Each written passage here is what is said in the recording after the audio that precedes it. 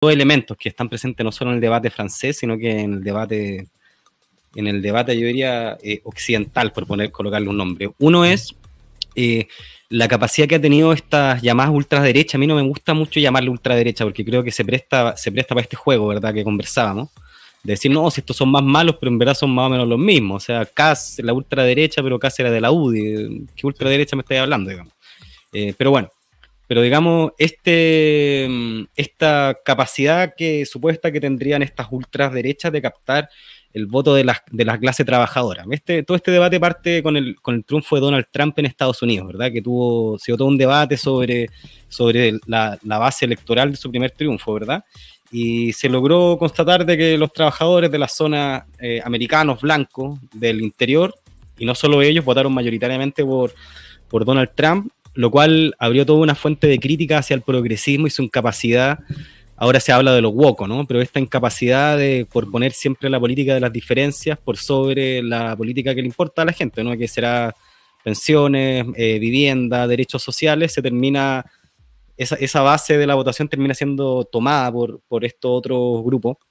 Entonces te quería preguntar si es que hay algo de eso en el voto de la derecha nacionalista francesa, y también qué astucia tuvo Le Pen para no caer en esa trampa y mantener una agenda hacia la clase trabajadora.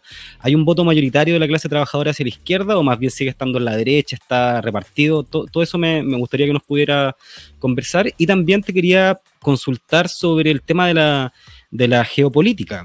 Le Pen siempre se le ha reseñado más bien como cercana a Putin, en ese sentido, más bien con una posición contraria, no completamente, pero más reacia al apoyo a la guerra de Ucrania, versus un Macron que anuncia en un momento el envío de tropas, así como pecho de paloma, se intenta parar frente a Putin, ¿verdad? Y uno ve en Macron, y me imagino que también el Partido Socialista francés, no lo he seguido, pero en el caso alemán es muy vergonzoso. Uno ve una socialdemocracia arrodillada al globalismo, al Partido Demócrata, y que están dispuestos, en el caso alemán, a bombardear el Nord Stream, aumentando los costos de la energía, ¿verdad?, a todo el pueblo alemán, que me imagino que es un poco lo que le está pasando a los franceses. O sea, los franceses, toda esta revuelta en el norte de África, desde donde extraían el uranio, ¿verdad?, que es clave para sostener la matriz energética francesa, se les viene de vuelta por todas sus políticas coloniales, ¿verdad?, y por las ansias de libertad, independencia, de liberación nacional de estos pueblos, y eso se traduce, me imagino yo, y también en el contexto de la guerra, en todo el alza de los costos de la vida, que es una de las causas por las cuales se movilizan los agricultores, ¿verdad? Sí. Entonces, estos dos elementos, clase trabajadora y la geopolítica, si nos puede, bueno, y la geopolítica y el tema de la materia energética, ¿cómo entra en todo este escenario, querido Claudio? Yo creo que son las dos tremendas preguntas, son para hacer unas tesis, cada una de las preguntas. El tema de la clase trabajadora, sí, yo creo que podríamos hacer un paralelo con el caso norteamericano y con el voto Trump del blanco del interior, lejos de las costas progresistas.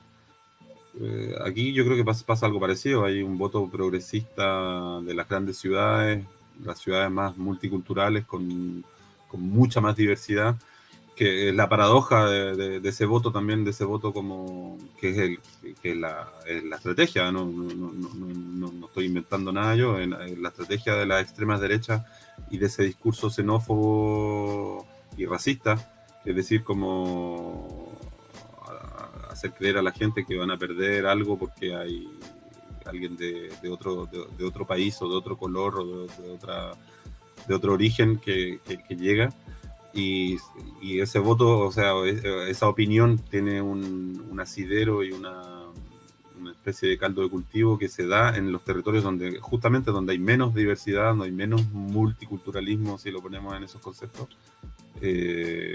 aprovechándose de eso como del miedo.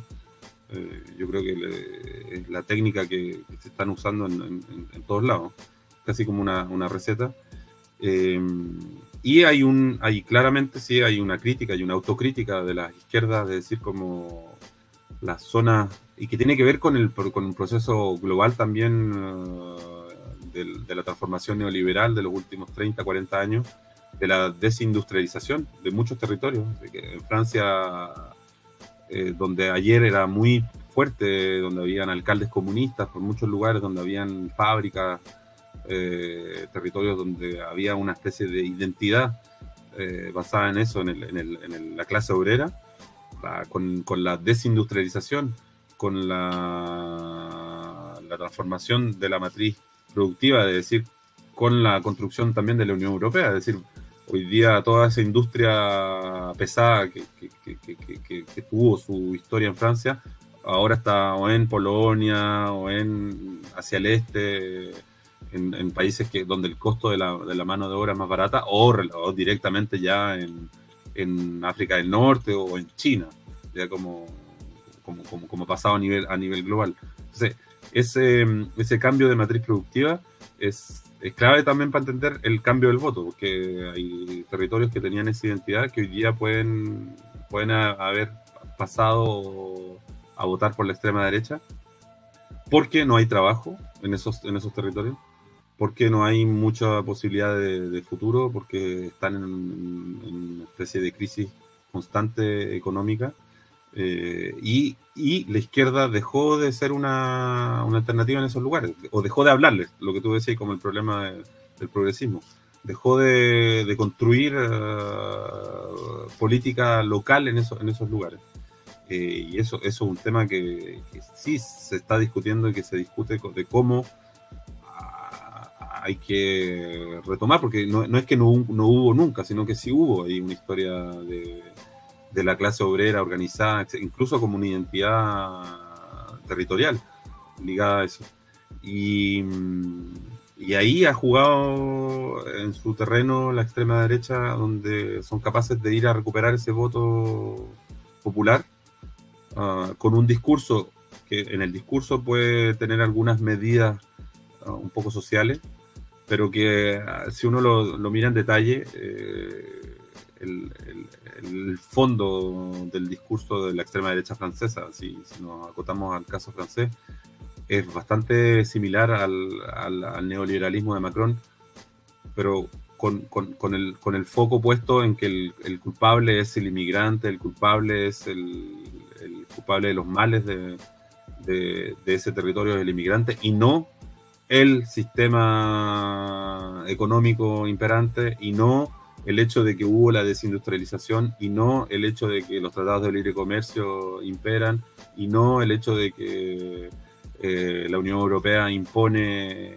medidas completamente neoliberales en términos del mercado, Claudio, etcétera. Entonces, y ahí en esa derecha no hay una derecha nacionalista que esté por defender la base industrial. Yo digo, haciendo la similitud con un Donald Trump, de que Donald Trump, que más bien lo que intenta hacer es tomar políticas para dejar de, como bien tú comentabas, el caso francés, ¿verdad?, de sacar la base industrial y llevarla a China, sino que más bien hacer de que esas empresas vuelvan, o las que están, poder resguardarlas para asegurar una mejor capacidad de competencia con China. ¿No hay algo similar a eso en Francia? Me queda claro que Macron no lo es, porque Macron es un globalista abierto.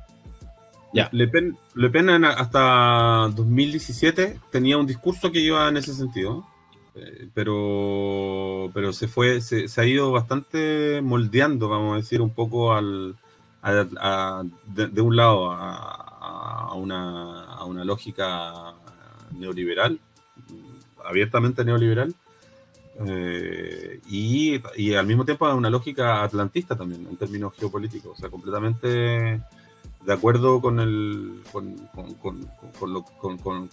Europa. Hasta 2017 Le Pen decía que había que salir de la zona del euro, etcétera. Después eso se acabó.